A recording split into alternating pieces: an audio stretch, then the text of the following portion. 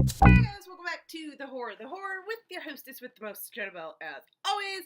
Now, real quickly, before I get into the video that I'm doing today, just quick little update and everything, because I know, I think in my documentary of the week video, I kind of was mentioning I've got a couple of new ideas that I want to do for this channel. Let me just kind of fill you in on some of the stuff that I'm thinking of doing. Obviously, I'm continuing. I've started continuing my Are You Afraid of the Dark franchise, which I'll get to in a moment. I'm obviously doing a documentary of the week. And then I also am thinking of doing a non-horror movie of the week, or maybe bi-weekly, depending. And I know I still have like one or two videos that I recorded earlier in the week, or like very end of last week, that I still have to kind of upload and everything. Obviously, I'll still be doing horror reviews, horror packs, different sort of unboxings and everything. You guys really seem to be kind of enjoying some of the new content, which is awesome. I'm glad to hear you guys are enjoying. With that being said, I'm trying to kind of get into a little more of a schedule and everything. Hopefully, once I start getting everything kind of up and running and everything, I'll have a little bit more of a schedule. The only thing, though, is that the way it might end up being, I'm not totally 100% sure, is it almost might be almost every day, or at least like 5 days a week. And I feel like that might be a little too much for you guys, but I'm not sure. Let me know what you guys think. If I do like maybe Monday through Friday, new video for you guys, like one day, like Monday would be one thing, like say documentary of the week. Tuesday might be a horror review. Wednesday might be like Are You Afraid of the Dark? Little things like that.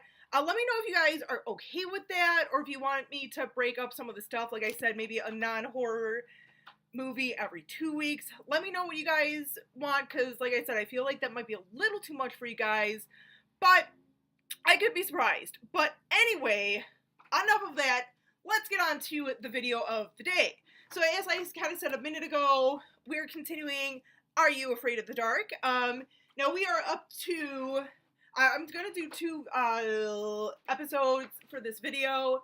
We are going to be talking about the dark music and Jake and the Leprechan. So first one up, the dark music. So the dark music, I feel kind of like almost a pretty standard scenario. New family moves into a house, a new neighborhood and everything. They move into a recently deceased uncle's house that they really didn't know or anything, but hey, you know what? Free house, whatever. And of course, kind of things ensue. There's that kind of like local bully of like, hey, no one liked your uncle, we're not gonna like you, so he kind of starts picking on the brother and everything. All this stuff, kind of, you know, like I said, pretty standard in something you'd find in an Are You Afraid of the Dark episode.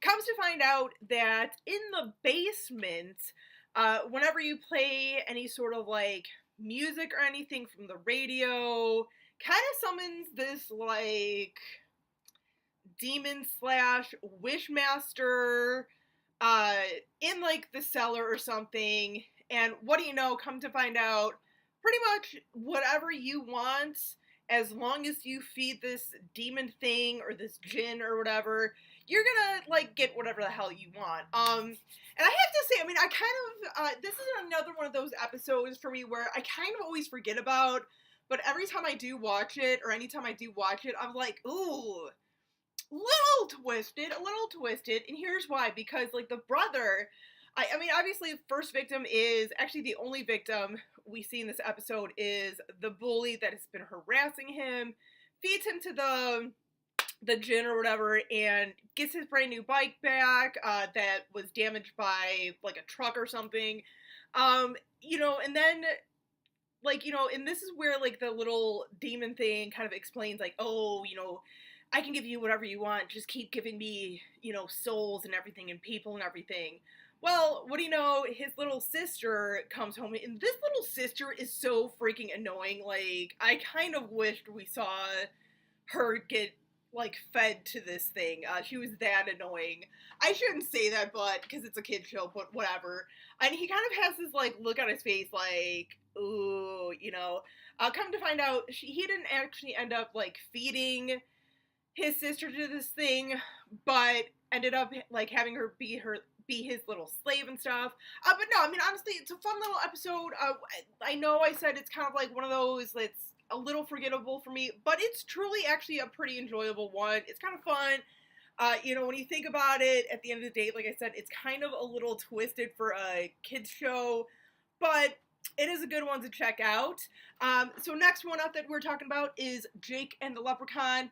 Now this one is interesting. I don't totally love this episode, but there's things about it that I really enjoy. So, basic premise is there's this play going on, kind of like this like Leprechaun type Irish play that this cast is rehearsing for and everything. And the one kid, Jake, little does he realize at first that one of the main actors is an actual leprechaun or sprite or something, and is slowly turning this young boy into a leprechaun for like his collection or his slave or whatever. I don't know. You can really kind of read a lot into this one. Like, you could, if you really think about this one, it's almost like, are you trying to go to like the pedophiliac like route? Because that's a little sick and twisted. I'm sorry, Canada, I love you, but that's a little sick and twisted. But I'm saying, like, that's if you really kind of think about it. But it's a kid's show, and they're really not trying to go for that. But yeah, he tries to kind of, try to like figure out how to like not turn into a leprechaun, break the spell and everything. But he does run into this other character, Sean O'Shaughnessy, who is like a good guy. He's Irish and everything. Not quite a leprechaun, but knows like the tricks and stuff, knows the magic to kind of break the spell and everything, and tries to help this kid out. So it's kind of like a generic story, or I shouldn't say generic story. It's just kind of like, for me, it's not that exciting of an episode, but I do like that they really tried to kind of take a culture and like some of like the mythology, the mythos of like, like I said, like Irish culture and mythology and everything. I can't really recall if any other episodes really doing that, of taking like a sort of like a culture or anything, or whatever, and kind of really exploiting sort of a mythology. I mean, I could be wrong. I feel like there's a few, but nothing to the extent of this. I wish that they would have done more episodes kind of like this, but I mean, even as much as I'm like, it's an alright one, but I mean, it's an alright show, or an alright episode, not a bad one. But yeah, by the way, and at the end, obviously everything is a good ending. Everything ends good. They break the curse. They kill off the leprechaun, the evil leprechaun, Seamus or whatever Seamus something or whatever. I only remember that because you can't see him. He's off screen, because my little Irish wrestler that got me back into wrestling, Seamus, always kind of make that connection, but whatever.